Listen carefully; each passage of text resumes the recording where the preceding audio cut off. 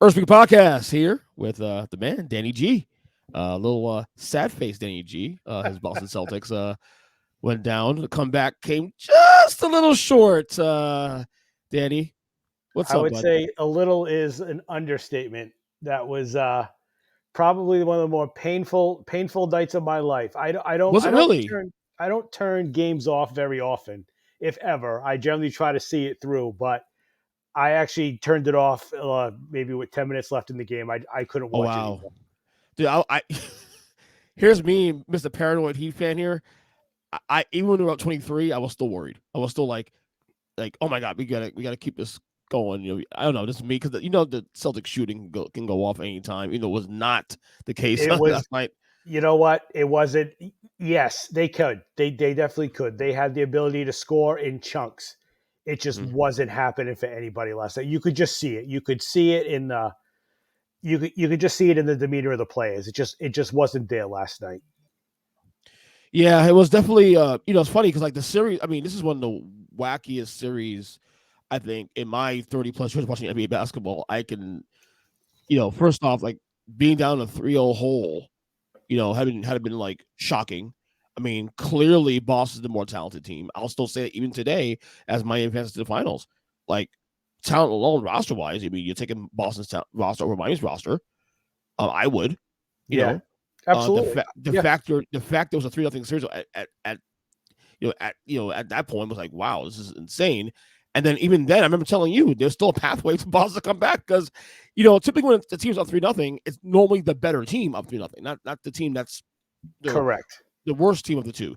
So I this is why I mean told everybody, I told you on text that game 4 is a must win because I knew there was a path. I knew if they won game 4, Miami was gonna lose game 5, and then they Yeah, lost game 5, of course. And I said it will come down to game 6. I never would have thought. And I think this is where I think Miami is proving to folks now why this. I just did an episode this morning or just earlier today about heat culture and all that, and why it's a thing.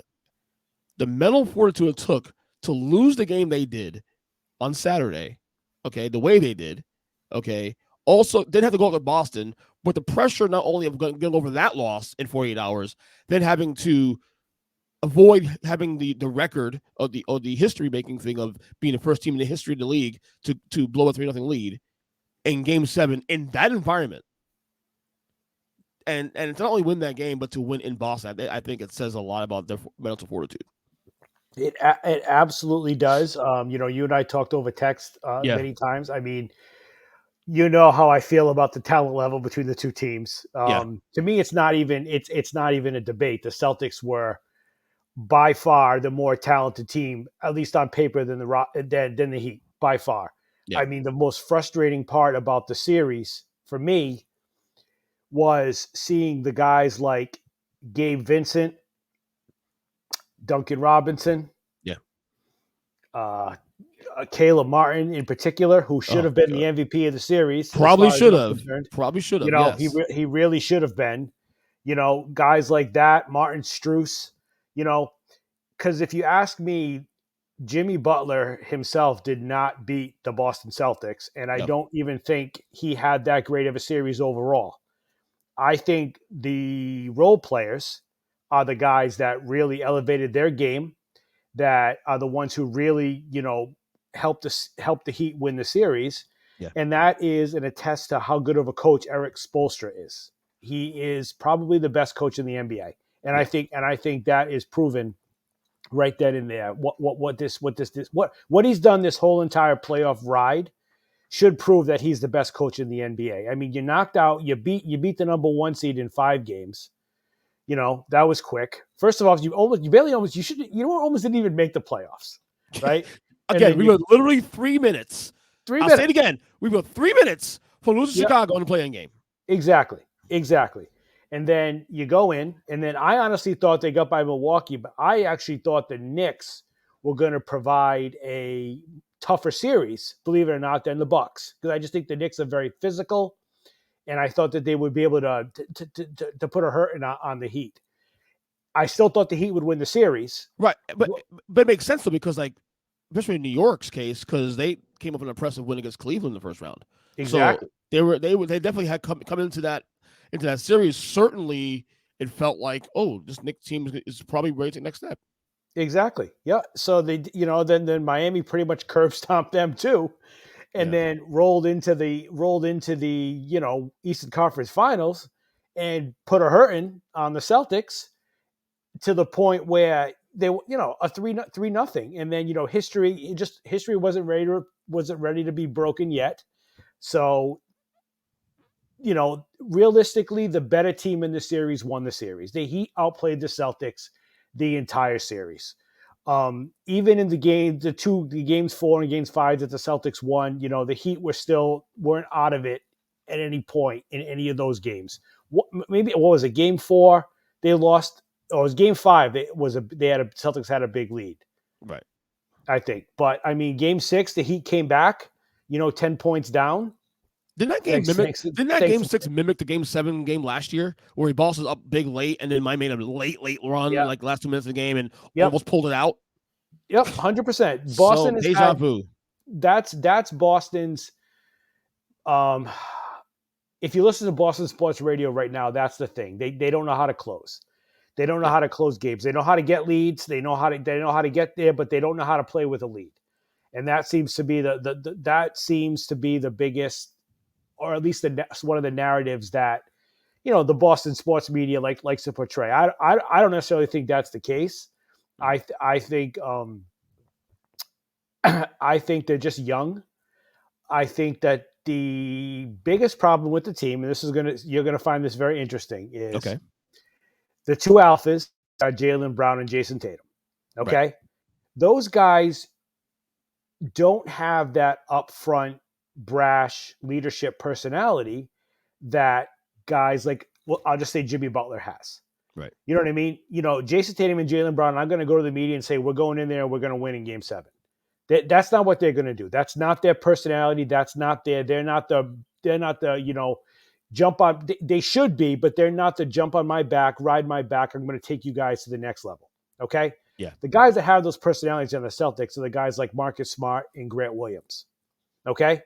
The problem with that is those two guys are not good enough to have those personalities and to try to be the leaders of the team. They're not good enough for that role. Marcus Smart is a very good basketball player, right? But he is never going to score 45 points in a game to take you to game 7 against the Philadelphia 76ers in the playoffs. He's not that guy. Grant Williams is not a good basketball player. I'm sorry. He's not. We had a lot of, you and I had a seance on that one on text during the series. Grant Williams. He is not a good basketball player. And I'm sorry, but he single-handedly cost the Celtics game 2. You know what I mean? He poked the bear. You are not good enough a basketball player to get Jimmy Butler's face the way you did. Butler, to his credit, though, he was the only one that showed up for you guys. Sure. And then the second he did it, Butler went and scored 10 straight points and took the lead. Right. That he single-handedly did that. And you know what? His teammates didn't even go to bat for him. That's the worst part. I think that's a little bad because look. They don't like him. Because and here's a theory, okay? Okay. The Celtics whine at the refs way too much. They've done it. It's been like this. It was that way last year with Udoka. It was that way with Stevens, and it's still this way now. That's just what they do. It's frustrating, and it's frustrating to watch.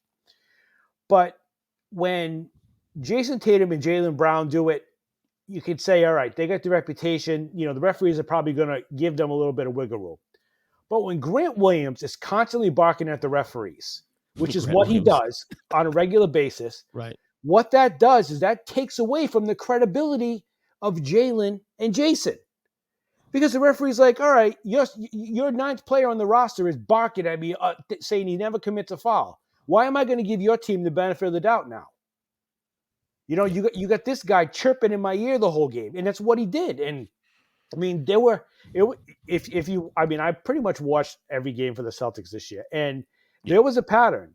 If Grant Williams had a game where he was chirping at the referee and didn't have a great game, he didn't play the next game. There was a game against Cleveland when he got in Donovan Mitchell's face, and then Grant Williams had a chance to win the game with 2 free throws. Was that the free throws game? The free throws game. Yeah, because we touched each other in that game too also, right? And Donovan Mitchell got right in his face right at the foul line, and Grant's like, "Don't worry, I'm going to make them both." All right. Now, if that's Jayson Tatum at the foul line, and Donovan Mitchell gets in his face, Marcus Smart is going to get right in the middle of that Right. and back off. But they left him. They left him hung out to dry. Now, Grant Williams isn't the reason the Celtics lost the series at all. It's just a theory that I have. I think it's the theory that I have behind it is it's the personalities of Grant Williams and Marcus Smart that have gotten in the way of the development of Jayson Tatum and Jaylen Brown. Because those two guys like that who try to be more than what they really are hurt the guys who are supposed to be the guys that they are. Jayson Tatum and Jaylen Brown are all NBA players, deservedly so. Yeah, absolutely. Great players, right? But I can't tell you how many times Marcus Smart took shots at a point in the game when he shouldn't have, where Tatum is open, where Brown is open. You know, Grant Williams did a lot of the same things, lots of the same stuff on a regular basis, you know, and he just won. And even, you know, listening to Malcolm Brogdon talk after the team lost, just, you know, about, oh, you know, we didn't have a defensive identity, we didn't do any of this. Well, you know, he took his fair share of games off this year too. So it was a disappointing season. I feel like that's where exactly where Ime was missed right there. He was, and you know, he was, and it's too bad. No one really even knows what actually happened. Yeah, I mean, we've all just heard the stories that it was some type of it sounds like it was an affair with somebody very important's wife, right? And then there were rumors that it was with more than one. So it certainly wasn't a basketball decision. It certainly wasn't a basketball decision. It was right. It was literally. I mean, it was. You know what? It was. I'm not sure if you've been in a workplace situation similar. I've been in workplace situations where stuff like that has happened, and people have had to be removed from the workplace. Of course, yeah. You know, and it seems like that is probably what it was, and it just there was no way around it. It was unfortunate, and I think people criticize him like, oh, they just let him walk away. They just let him walk away. That was the way the Celtics say, look, we're just gonna wash our hands with this, but we don't want to end your career. We don't want, you know, you to never coach in the league again. Let's just, you know, when a job comes up that you're ready to take, we're just gonna let you walk away and take it. Yeah, and you saying this especially too, I think it may add to the impression that it was a very, I don't know if the word toxic is applied here, but it was definitely not the best locker room. And I think Ime Udoka may have actually been able to keep that locker room at an even keel. I don't think Grant Williams is not as disliked if Ime is there as opposed to when Mazzula's there. I'm not saying Mazzula couldn't control it, but given the timing where everything happened, remember all this stuff happened with Ime at training camp. So literally, the day before camp. It was the day before camp. Yeah, you're literally changing head coach literally in the middle of camp now. Yeah. And it's so that is interesting. I mean, you're going into camp, right? You already know, like I mentioned to you earlier today, when they traded for Brogdon and then re-signed Gallinari last summer, that is exactly what this team needed. A big swing guy that could score off the bench in Gallinari, and then you have 3-point guards. You know, they needed scoring. They needed more scoring. They added more scoring, for sure. That's exactly what the Celtics needed. Then you lose Gallinari for playing in the World Tournament, or if it was the Olympics, or so. I think it might have been. It was one of them. Definitely the European tournament. I don't know if the Olympics. Definitely another tournament. So they lose that. So that, you know, fair enough. All right, it's not the end of the world, but it was I think he would have definitely helped them this year. Yeah, I agree. I thought it was a good move actually for Boston at the time it happened. You know. Yep. But okay, so that being said, you know, the big question now coming out of this is now the future of the Celtics and what to do. Jayson Tatum is locked in for another couple of years. Yep. He can get an extension in 2 years, a massive extension at $300 million plus. Jaylen Brown has another year on his contract. Obviously, he officially applies to the Supermax because he did make All NBA this year. Yep. I guess the question is this, though. First off, because it's Jaylen Brown's complicated because if you read the tea leaves, most of the year. You would think that he doesn't want to be in Boston. I don't think he's a fan of the city. I think he also wants to play closer to home, which is in Georgia and all that. But the one thing that Boston does have leverage-wise to keep him is to offer him that supermax. You can make more $80 million, $100 million more than another team can offer him. Yep. But that being said, and especially, I hate to say this now, especially coming off this loss and how bad he was in Game 7, 8 turnovers and 19 points, and was it 5 from 20-something from the field, something like that? Does Boston even want to pay the max for him to keep him? And should they? I don't know. Well, short answer is yes. I think they do want to keep him, and I think they will, ultimately. With that being said, Brad Stevens, over the past year and a half or 2 years that he has been the GM, has shown that he's not afraid to make deals. Now, granted, he hasn't made a quote-unquote huge deal. I mean, he traded Kemba Walker for Al Horford. That was one distressed asset for a guy who was considered a distressed asset as well in Horford. But Horford came back to Boston, and he's brought nothing but life back to the team. Moments. Yeah, absolutely. It's been good. And to his career. So, I mean, other than that, but I mean, he's pulled the trigger. I think that getting back to more of what I was saying earlier, like I said, people want to talk about Brown and Tatum's relationship. I think those guys get along just fine. I don't think they're best friends. I don't think that they're going out to dinner together after games every night, right? Nor do they need to. Do you think Jordan Pippen did that? No, they don't. But I think that they can coexist perfectly well and be very good teammates together. I think getting back to the personalities in there is where Jaylen Brown might have been trying to be like a quiet leader, and those guys like Smart, particularly Smart, you can say Grant Williams too, but kind of got in the way of that.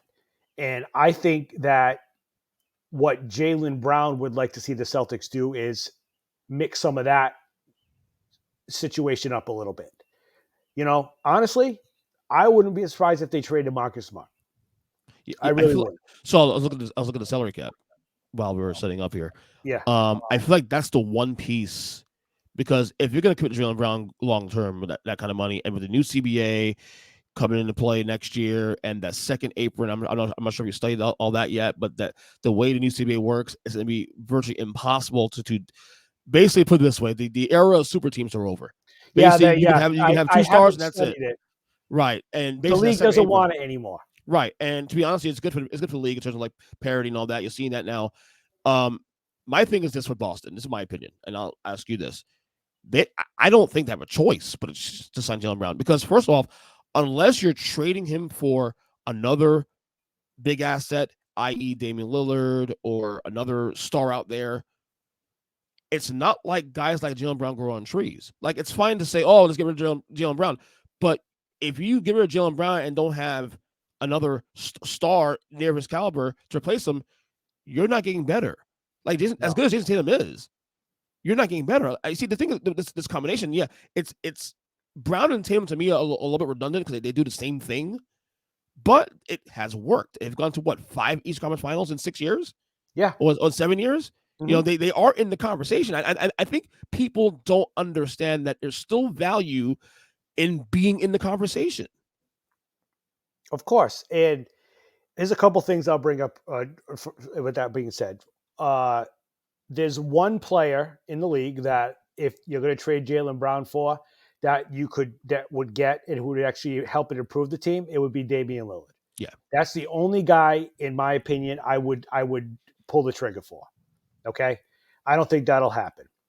So my next opinion would be to just run it back, all right, and then get Joe Mazzula, maybe an experienced assistant coach. Yeah. Or two to help him out. That's the other thing. Now, getting back to my first point, with some of the players that were coming up on Boston Sports Radio today, there were guys like Trae Young, Zach LaVine. No, come on. Those guys, I take Jaylen Brown over Trae Young any day. I would too. I would take Jaylen Brown over Zach LaVine. I mean, Jaylen Brown is a two-way player, first off. Of course he is. Like I said, if they could put the right deal together, that maybe they trade Brown and Brogdon to Portland for Damian Lillard, I could live with that. that I would think is that I would consider to be a good deal. But I don't think that'll happen. My personal thing is I think they're going to sign Jaylen Brown to Supermax because you're right. The league doesn't want this anymore. They don't want super teams. They want a superstar on each team in some way, shape, or form. And they don't want guys saying, "Oh, I'm going to go to LA and then I'm going to bring Kyrie with me and I'm going to bring Anthony Davis with me." They don't want that anymore. No. They don't want that. So I think that they'll re-sign Jaylen Brown. They're going to run it back. I think they'll run it back for a couple of years because another point is people like to talk. One of the things is people like to talk about, that's one of the things today. This guy doesn't have the heart that KG has and that Paul Pierce has and that Larry Bird has. All right. So I'm going to argue with that, okay? KG never won till he came here and he teamed up with Paul Pierce and Ray Allen. Right. Paul Pierce never won until he teamed up with KG and Ray Allen. Ray Allen never won until he teamed up with those two guys. There you go. You know what I mean? And not just that, guys like Steph, guys like Jordan, guys like LeBron, guys like Shaq. These guys didn't win till they were 27, 28 years old. Yeah. You know what I mean? Shaq didn't win by himself either. He had Dwayne Wade. Right. Now, and if I remember correctly, that first Heat championship with Shaq, that was what? Was that Dwayne Wade's first or second year? That's his third year. His third year. Yeah. Dwayne Wade was the man in that series. He was that was like the Dwayne Wade coming out extravaganza. Back then. That was remarkable. So they put so much pressure on Jaylen and Jayson here because they've been in the league since they were 18, 19 years old. They've been together for 5, 6 years now. So the argument is, when did they stop becoming young? And my argument to that is, when did Jordan stop becoming young? When did Steph stop becoming young? When they got older and they started to mature and maybe realize what they had to do to win a championship. Okay? These guys are young. They're coming out of college. They're playing 1 year of college. They're coming from high school programs where they basically do whatever they want and they dominate. It takes a while. But I think what it is too. Also, this is a double-edged sword here too, especially, and I get the frustration as a Celtic fan. First year to play together as a tandem, they're literally a game away from winning the NBA Finals. First year, Tatum's rookie year.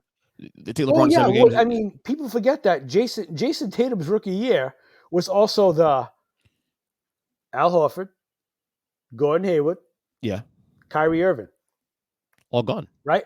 Were they all healthy? All gone? Were they all hurt that? No, that was the year. Jaylen Brown was in year 2. Tatum was coming off the bench. Right. Tatum was coming off the bench for about 2 minutes until Kyrie threw that alley-oop up to Gordon Hayward. Jay Crowder undercut him, and that was the end of Gordon Hayward's career. That's right. Yes. So, but that was Jayson Tatum's rookie year. Yeah. So the plan was sign Horford, sign Hayward. They traded for Kyrie the same year. They were also able to draft Jaylen Brown the year before. They drafted Jayson Tatum by fleecing the Philadelphia 76ers in probably the most one-sided trade in NBA history. Oh, my God, yeah. Right? Trust the process. Mm-hmm. And the idea was let Kyrie and Hayward and Horford have their run, and by the time Hayward ends up, Brown will be ready to be re-signed. By the time Horford's up, then you get Tatum ready to be re-signed. You still got Smart. The team was set up for success for a long time. And they are very well set up for success. Well, but it's too also Tatum and Brown got elevated a lot faster than I think they even thought. They tasted success so early that now we're 6 years into this process, and it hasn't had any. Well, here's the thing: they've gone to 4 or 5 conference championships in that span. Okay, 1 NBA Finals. So to say it's not a success is ludicrous. I think it is a success. I think it's you have to look at it, from a broad perspective. You can't win a championship every year in the league. It's hard to win. I mean, you're seeing that now. But I do think, like, you look at it in terms of who has prevailed. Like I just don't think Boston has a choice here, but to like offer him super max because that's number one. If you believe Brown's going to leave and you want him to stay, that's the only leverage you have, and you have to use it. Yeah. Yeah. So this is what they have to do. They have to offer it to him. Yeah. If he says no, Well, then you let me ask a trade question. him. Let me ask a question. Do you think they will? Offer it to him? Yeah. Yes. Okay. Yep. But one that Yep. he takes is Yeah. scoring. But The owners of the Boston Celtics are very, very good owners. yeah, They're very good owners, and they're not overreactors, which is one of the best things about them. I mean, for years they sat there and they let Danny Ainge, not make a trade and never did anything about it. You know what I right. mean? So they're not overreactors. They will, I hate to use the term, they're going to trust the process. Brad Stevens has done an excellent job as being a general manager so far. Yes. So, I think the key is get Mazzula a couple of assistants, re-sign Jaylen Brown, see if you can swing something with these role players to try to bring in another good player if you can. I don't know who that would be. I wouldn't mind more size, maybe another big body, but the contracts, I mean, the salary cap situation isn't good, but the contracts are movable, which is what's always nice about what Brad Stevens has been able to So do. let's get to that right now. Let's get to that right now because I have the salaries in front of me right now for next year. So obviously Tatum and Brown are eating up $60+ million of the cap next year of Yep. their cap right now. You have Al Horford at $10 million. Yep. You got Brogdon at 22.6. No, Yep. sorry, 22.5.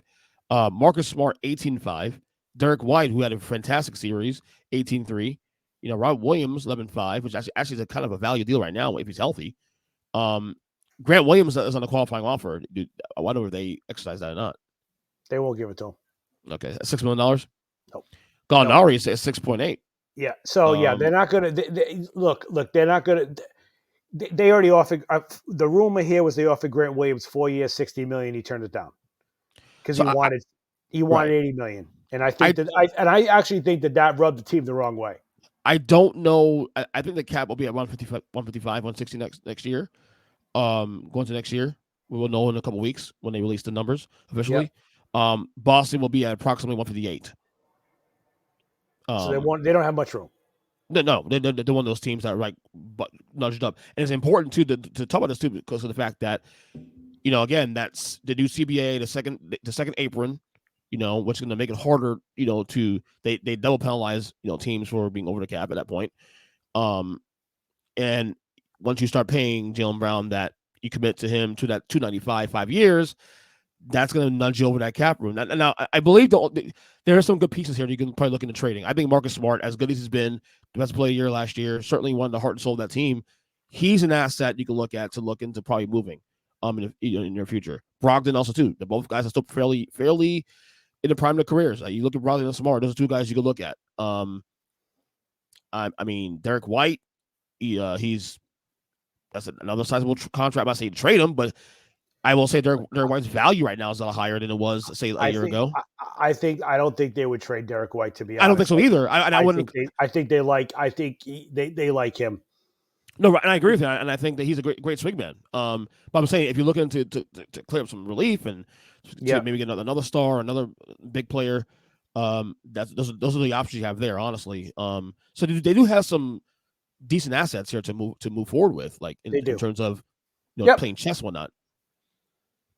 We'll see. I mean, there's those situations. Then there's one more situation that you never know. And like I said, the thing with the Celtics ownership, they're not overreactors. Mm-hmm. They're not type of guys that would go in and be like, all right, that's it. You're fired tomorrow at the end of the season. I wouldn't be surprised if a few days go by or while the finals are going down, they're reevaluating. And maybe they do decide to say, you know what? Maybe we need to bring in a more experienced coach. Maybe we need to bring in somebody, and maybe they go out and maybe they try to get Doc Rivers back. So after Game 3 of this finals, I said that it wasn't because of what happened in the series that worried me about Mazzula. It was what he said after the game that cause a pause, that kind of thing. Yeah. I do think Mazzula saved his job in these last 3 games. Prior to Game 7 losing Game 7, saved his job. I thought the things he screwed up on the first part of the series, he corrected. The timeouts, calling timeouts, adjustments he made on Jimmy, for example. The timeouts were a year-long thing. So there's a theory that there was a buzzer in his pocket. But I do think, though, the mistakes he made in the series against Miami, he corrected in games 4 through 6. He did. I think Game 7 is not a Mazzula problem. I think Game 7 was an effort problem. Yeah, and by the way, Tatum did get hurt. That does affect the game. I'm not sure if they win the game. I don't know, but it may be a little closer. But still, the team was honestly, EJ, and I don't want to say this because it makes you sound like a sore loser, but they were actually pretty beat up all around. The Tatum injury came up obviously the last minute. He was perfectly healthy up until that point. Yeah, he was. Brown has a serious hand and wrist injury. That don't be surprised if you hear that he's going to have surgery. Yeah, right? He's had a since the beginning of the season. Yep. Brogdon is. I would not be surprised if he has surgery on that ligament in his arm and he actually misses time at next year at the beginning of the year. Yeah. Right. Robert Williams was going into the locker room, and throwing up. Yeah. Apparently, he was violently ill last night. Yeah. So, they were kind of beat up, but my theory is at this time of the year they're all beat up. Yeah. They're all beat up. They're all, Jimmy Butler is dealing with an ankle and a knee injury thing. You guys didn't have Tyler Hero either. Yeah, during the entire playoffs. The entire playoffs. So it's like you can't use injuries as an excuse all the time. And Tatum still hung in there for 40 minutes. Now, granted, he wasn't himself, obviously, but I give him credit. And I mean, I'm not all doom and gloom. I think the future is bright with the Celtics. I really do.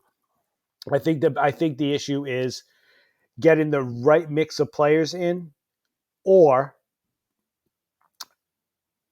I shouldn't say that. I said that wrong. Okay. I think they have the right mix of players. Right. I just don't know if the coach is necessarily the right guy for it, but it doesn't mean he has to get fired. It just means they need to bring in some other voices that can help him. He had a very small staff this year. I mean, he lost his top assistant. Yeah, Will Hardy was gone, and yeah. Yeah, that's another argument that people say, oh, they should have made Stoudemire the coach, not him. And I said, I said to my buddy that said that, I said, why? I said, they had just as much head coaching experience between the two of them. Yeah. Stoudemire coached for at Pacific for 2 years. What does that accomplish? Yeah. You know what I mean? So it's like, and honestly, I personally think that they may have wanted to offer the job to Stoudemire, but I think they know he was sniffing around.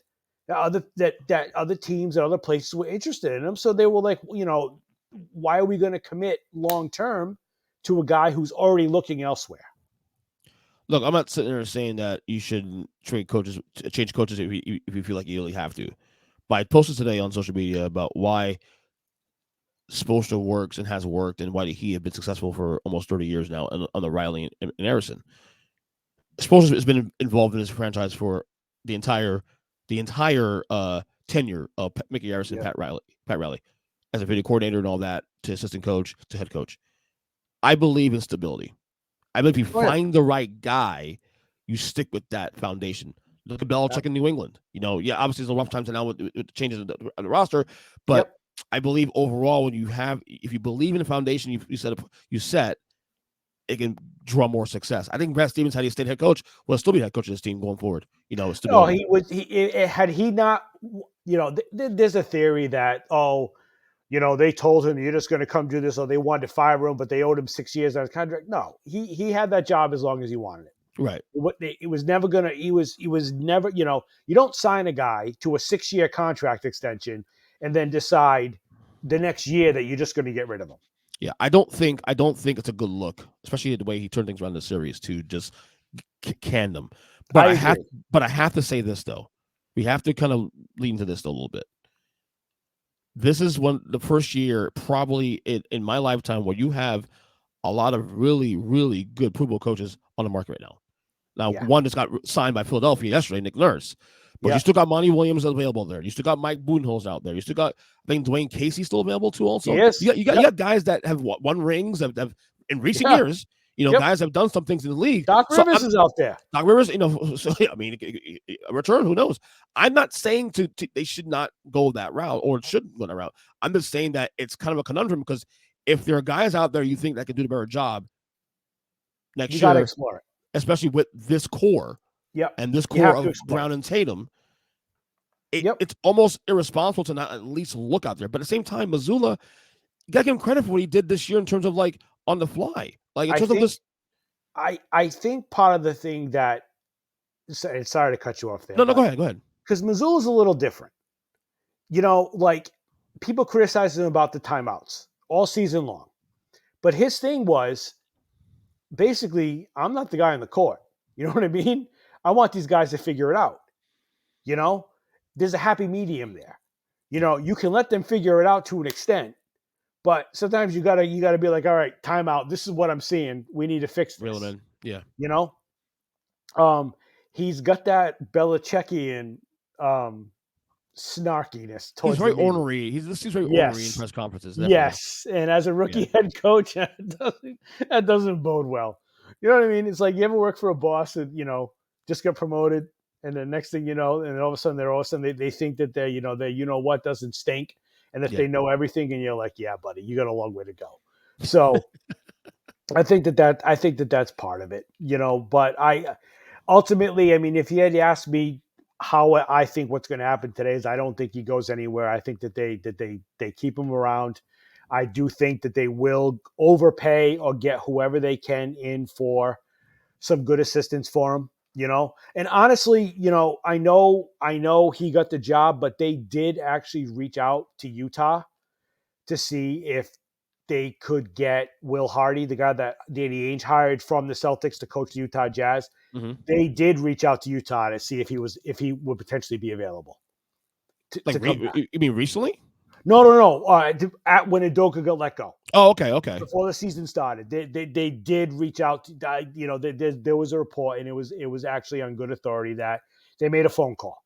Hey, any chance? Blah blah blah. And of course, they said no. But so because he was Udoka's top assistant, so that's why. That's part of what they were probably hoping to do. He was Udoka's defensive guy. I will say this though, fair unfair though, Mazzula will be on the hot seat next year if he's head coach. Oh, absolutely. If this team gets off to a bad start, right? Yeah. Then you could see a you definitely could. You definitely could. And I mean, you really know if one of these top guys, let's say Monty Williams, doesn't get a head coaching job, but he ends up being the top assistant in Boston. He's the next guy up. So something like that. It would be. It's going to be interesting off season. So we'll see. But let me ask you, how do you think your Heat hold up against the Nuggets? I already said in the last episode, I'm not giving any more formal predictions. I'm done because I've doubted this team twice in this playoffs. I had Bucks and 5 in first round. Yeah. I had the Heat win 6 against the Knicks, but then I had Boston in 6, and honestly, I was really leaning Boston in 5 in the last round. Look, Denver's the better team. Denver's had a fantastic year. They have arguably the best player in basketball right now.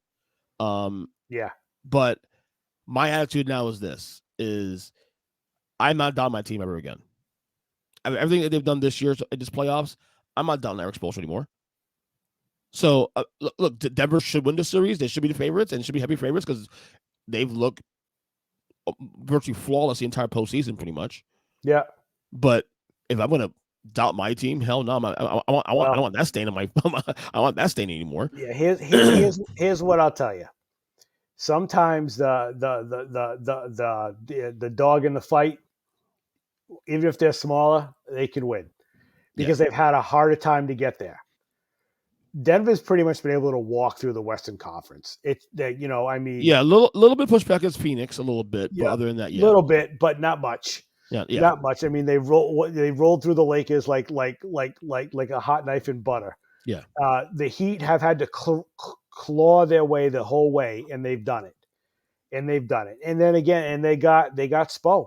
Spo's the coach. Yeah. He is such a good coach. I think you and I talked about this briefly, through text too, about how when they first gave him the job, wasn't Yeah. everybody in Miami like, what the hell is this? Yep. You know what I mean? And what did they call him for bring Riley to come? Riley needs to get back down and coach this team, blah, blah, blah. And then 17 games into the Big Three era. This is his third year as head coach of the Heat. LeBron 41 and fired, and Pat Riley basically told him to go fuck himself. Yeah. This is your coach. And I think it goes back to my stability thing I was saying a little while ago when it comes to coaches and believing in something. When you have that kind of stability like that, where your front office believes in you, and even the best player in the world can't get you fired, that goes a long way. Yeah, it does. Eric Spoelstra has probably the best job security in sports, not just in basketball, in sports. Because if LeBron can get him fired, who's going to get him fired? Exactly. 100%. Yeah. I mean, look what happened to Monty Williams. That's disgraceful. To be fair to Monty Williams, though, that was also new ownership too. He was never a fan from the beginning, so I get all that bad optics though, because he had a guy who's literally won coach of the year 2 last 3 years, and he's fired. Exactly. Budenholzer just win a championship. You know, I mean, Giannis doesn't seem like the type of guy that would want to get outs the coach. Right. I don't think it was either. But I will say this though about Budenholzer, and I'm glad you brought it up because the year they won the title in 2021, I had said that he was on the hot seat going into that postseason. Yeah. That if they didn't at least get to the finals, he was cooked. And I think the championship gave him a longer leash. But more years than not, you can argue that the Bucks did underwhelm. Now, granted, there's injuries involved here, like obviously last year with Chris Middleton missing most of the playoffs and Boston beat him in 7 games as a result. This year, Giannis misses 2 3/4 games against the Heat in the first round of the playoffs. We get all that. But you can argue that Budenholzer, despite the championship in 2021, in some ways underwhelmed a bit. And I think the way they lost the games against Miami also in games 4 and 5, blowing big leads, I think didn't hold well. And I just think that, I'm not saying he deserves to get fired, but he was kind of right on the hot seat even before the title. The title gave him a little bit of a leash, though, but you figure to give him like a 5-year leash. You only gave him a 2-year leash. Yeah. Yeah. I mean, sometimes I don't know. You're right, because stability is a good thing. I mean, you look at the Heat with Spo, you look at the Patriots with Belichick. Look at the Spurs with Popovich, although they've been on the downward spiral for a little while. Wemby's on the way there, though. So I did see that. I saw like some weird Wembanyama's on the way there, and here's the thing: Popovich may have thought about retiring actually now, and I think now with Wemby coming there, will be official in a couple of weeks when the draft happens. Yeah. That I think his retirement plan probably be on hold for a couple of years. Yeah, there was a thing where they were talking today about the Celtics should go after Popovich or whatnot. I mean, he's not going to leave that job. No, he's another one job security there. Yeah. I miss the old when Craig Sager used to interview him. Oh, it's the best. Oh, those are great. He just used to bust his balls. But before I get you out of here, last thing before I get out of here. If hypothetically Mazzula does get canned, who would be the best fit for Boston, you think? Right now, truthfully, Doc Rivers. You know what's funny? That crossed my mind a couple times last week. It's Doc Rivers. It'd be when we were going through the whole Mazzula things, you can fire him thing. And I didn't. And I actually heard this on the radio today, and I didn't. This is what made me realize it is that Doc Rivers could walk into the locker room and say, I was here 15 years ago. Okay. Mm-hmm. 3 guys came here, including myself and 3 other guys. We had all never won a goddamn thing. Right. We came together and we won. And that was the beauty of that 2007, 2008 Celtics team. Mm-hmm. KG averaged like 18 points a game. Mm-hmm. Easily a career low. Ray Allen averaged a career low. Paul Pierce didn't average a ton of points either. They had, Rondo was a rookie that year. They came together. They played together. But, again, they had a guy like KG who would get in your face and stuff. So I actually think that Doc Rivers could walk into the room saying, hey, I won here. I won a championship here. Well, here's the thing. Here's the value of that. You have it's a franchise with 18 championships, right? But has won 17 championships, right? Yep. But has won only one title in the last 35 years. 36 years. Okay. Yep. Since 86. Yeah. And Doc is the only guy who could claim, Doc's the only guy who could say that I did it. And I also won another one 2 years after that. The Lakers. He almost won. If Kendrick Perkins hadn't been agree. hurt, 100%, I 100% agree with that. If Perkins get hurt in that series, they win probably in 6 games. Yep. I just think that, look, I know that the stock on Rivers these days is very low because of, and look, I've even said it myself. I wrote a blog about this back in 2017 when he was at the Clippers, that he's very overrated. And I think he's been living up that Celtics title for far too long. That being said, it's not that he's not a good coach. He just can't get you over the hump. He's just one of those guys that can get you so far. And I think Doc, with the right pieces, can get you over the hump. Yeah, all right. So when Doc was in LA, it's not his fault that the owner let the players walk all over him. It's not Doc's fault that the owner allowed the Kawhi and Paul George to basically basically do whatever they wanted to. Right. It's not Doc's fault. The owner made those commitments that he could get the guys to go there. It's not Doc's fault that James Harden doesn't know how to show up in a playoff series. You know what I mean? Joel Embiid played his ass off for Doc Rivers. Doc's a good coach. I just think he's one of those guys that after a couple of years, he just grates on somebody. He might just get on these guys. But if he came to Boston for 2 or 3 years, he'd be the perfect guy to set up a guy like Joe Mazzula to take over. Yeah. But you're not going to be able to bring Doc Rivers to say to Joe Mazzula, okay, you're going to go back to being an assistant. Yeah, it's true. At this point, no. Either you keep Mazzula now. Yeah, because they took the interim tag off him. If they didn't take the interim tag off him, it would be a whole different story. Felt a little too soon, but at the same time, they actually were, if I'm not mistaken, were they better this year than they were last year, regular season wise? Yeah. No, they lost. I think they won one more game last year than this year. One or two. That's still impressive, though. 1 or 2. And the ironic thing, they were on pace to win more. All the issues started to happen the day after they took the interim tag off of Mazzula and after the All-Star break. Yeah. They basically said the opposite of last season, where like last year they started slow, then caught fire after New Year's, and then this year they kind of went the reverse, sort of. Not as bad though, because they were able to hold serve. And the players hated Udoka last year at the beginning of the year. They hated him. They wanted him fired. Really? They wanted him fired. They hated him. I didn't know that. Because he busted their balls. So that's what you need. Yeah. Hey, look, he's not there to be a friend. Totally we all hate our boss at times, but you know what? They're there to do a job. They're not there to be your buddy. I agree. But like I said, I think the Boston offseason situation is very interesting. I think even though Jaylen has 1 more year in his contract, I do think there is a lot of want to get this done ASAP, get the extension in as soon as possible to know where this team stands going forward. Because if they know that he can't just want to stay there or whatnot, you got to trade him. You got to trade him because you can't lose that asset. Yeah, like I said, I think they're going to offer him the deal. You offer it to him. If he balks or if he says no, then you know what you have to do. Yeah. You put the ball, cliche, but you put the ball in his court. You know what I mean? Here's the money, buddy. Here's $295 million. It's all for you. We want you to tab it. And then if he says, well, no, then you know what you have to do and you trade him. Let me ask one more thing before I get out of here. One more thing. I've been asked to do this. So I tweeted a couple of series ago against Philly, which caused a lot of controversy. A lot of people like pushing back on what I was saying. Some people were anyway.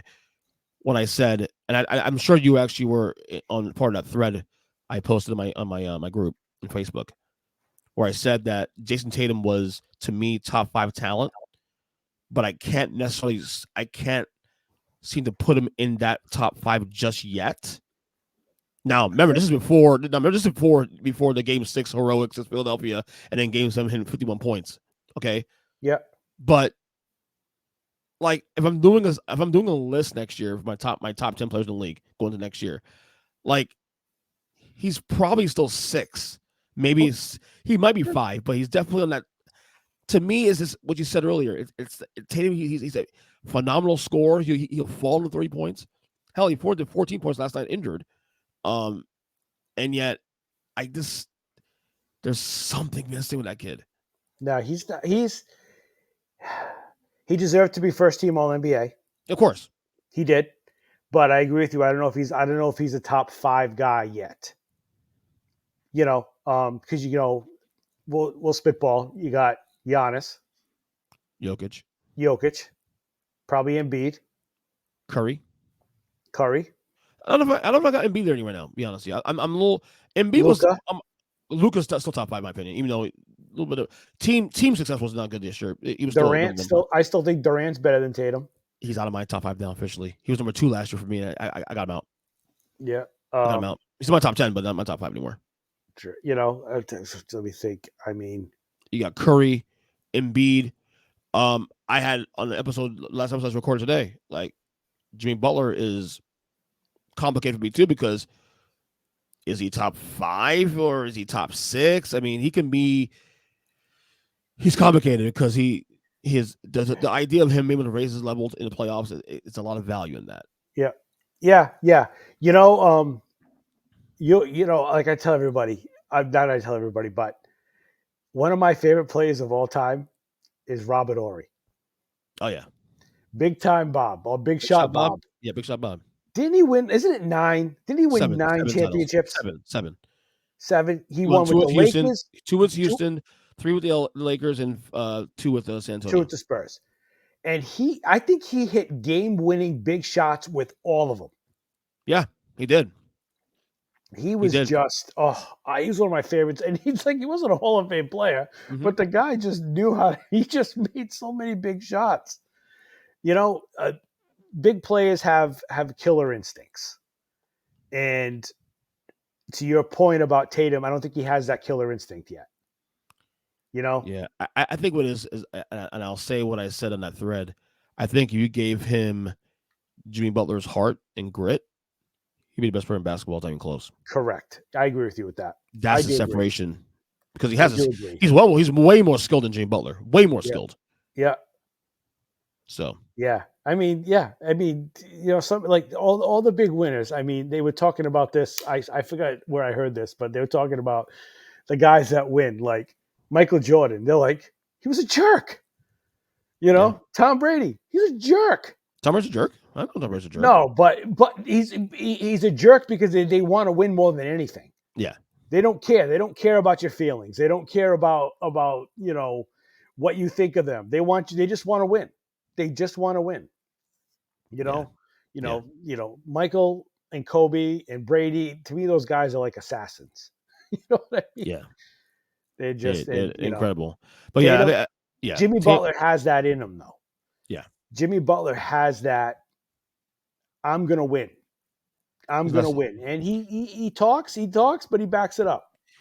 That's what's kind here now in this NBA. I tell you that right now. Definitely last what's kind now, so very old school.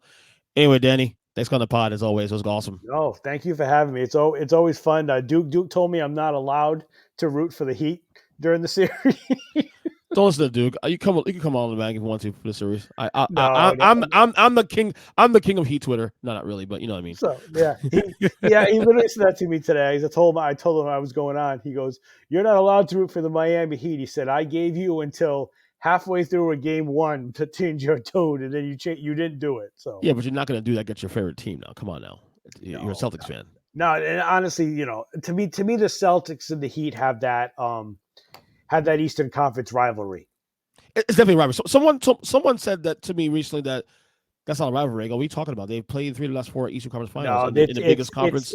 It's. I mean, people will say Celtics Sixers are the. That's just because, but that's first of all, Celtics Sixers. The Celtics always beat the Sixers. Yeah, they wipe the bat with them. So you know what I mean. It's not really a rivalry. Like, is there a hammer and a nail? Is that a rivalry? Even Joel Embiid said that. Like, it's not a rivalry because they beat us all the time. Like Miami and Boston go back and forth. If you want to extend it to like the last 13, 14 years, honestly, They played in what 5 conference finals Yeah. in that span. You Yep. know, just in the last couple of years alone with these cores here, they played 3 out of 4 East Conference Finals. Yep. Yeah. There's an old Boston sports reporter, Bob Ryan. I don't know if you ever heard of course about Brian. Oh, Bob Ryan's awesome. I love Bob Ryan. Someone asked him once about the rivalry, and someone brought up the Yankees and the Red Sox rivalry. And this is before when the Yankees used to always beat the Red Sox. And he said, "Does a hammer and a nail have a rivalry?" He said, "No, because the hammer always wins." Wins, exactly. Exactly. No, it's not.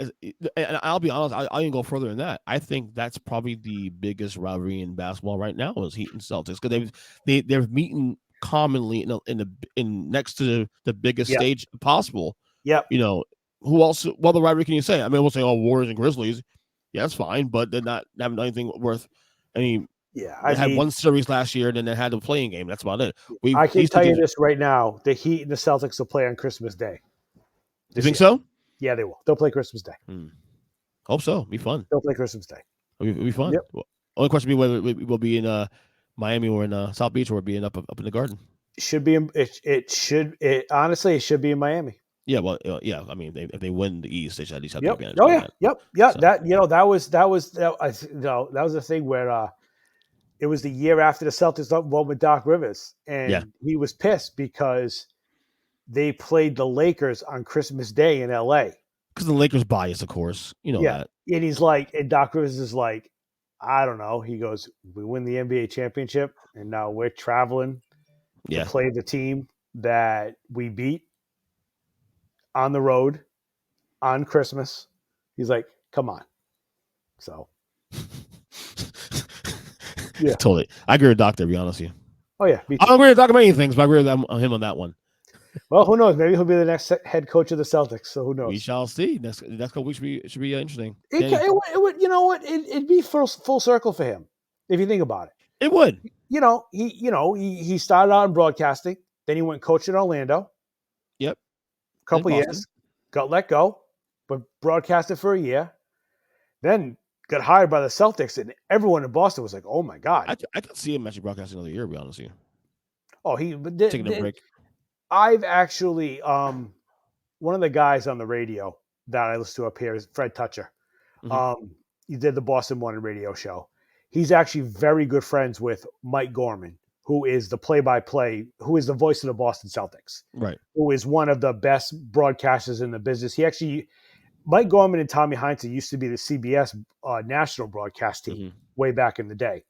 And Gorman is still very good friends with Doc Rivers. Very good friends. Talks to him all the time. Mm-hmm. And I guess Doc's health isn't so great. I guess he's having I guess he has some pretty bad back problems. Okay. That he wants to get taken care of. And I guess he's gotten into real estate and flipping houses. What? Making money. Yeah, I guess that's the thing. I guess he's making out in LA. A little side hustle, huh? Yeah. So I guess he's doing really well with it. So that the talk was, if Doc got let go by Philly, that he may decide, you know what, I'm gonna let it go and maybe just keep doing what I'm doing, enjoy the rest of my life. I think he has one more year in him, one more gig in him. I do too. Whether it's here or whether it's somewhere else, I think he's gonna have the year or two. Definitely. With you. Good job, Danny, as always. Thank you. Thanks, EJ. We'll talk to you soon, buddy. You got it.